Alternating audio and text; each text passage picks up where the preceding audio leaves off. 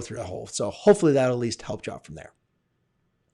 All right, the next one is long division. So we have a divisor x squared plus 3, and we're going to divide that into the polynomial x cubed plus 2x squared minus 3x plus 1.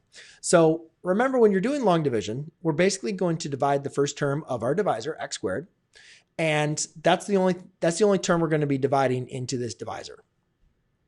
So what I'm asking myself for the first time is, how many times is x squared going to x cubed? And again, if you get confused on this, just write it to the side, right? How many times is x squared dividing to x cubed? Well, using the rules of exponents, we can say that's x times. Now, I'm not just going to multiply the x times x squared. I need to multiply the x times both terms of my divisor. So therefore, I'll get a x cubed and then plus a 3x. Now, notice how I rearranged the 3x under the other 3x. And the reason why I did that is not because there was a 3 there, but because there was an x raised to the first power. So you want to make sure that you are only going to be subtracting or adding like terms. So therefore, when I multiply that back over, I want to make sure that I have them aligned because I don't have anything x squared. So you could use a place value if you wanted to. It's not necessary. But, you could say, all right, well, if I don't have an x squared, then I could have 0x squared. If I don't have a constant, then I could use 0. Now, the important thing is now we're going to subtract the two rows. So I like to put everything in parentheses. So therefore, that reminds me it's x cubed minus x cubed, which is 0x cubed, right? Or just 0.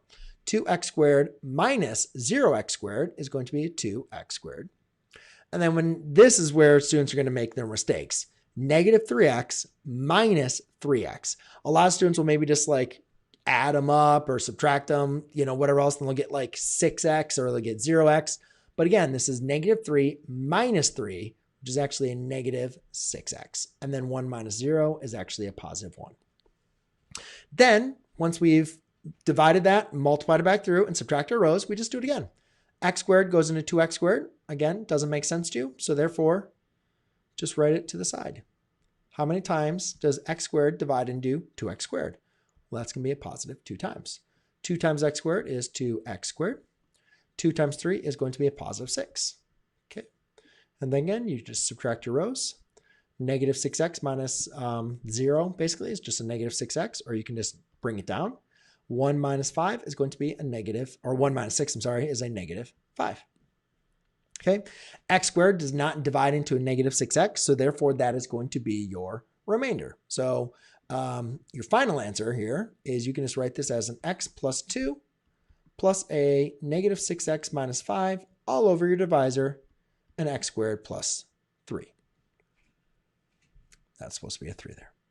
Okay, so therefore x plus 2 does not divide into that. You could write it as a, from there,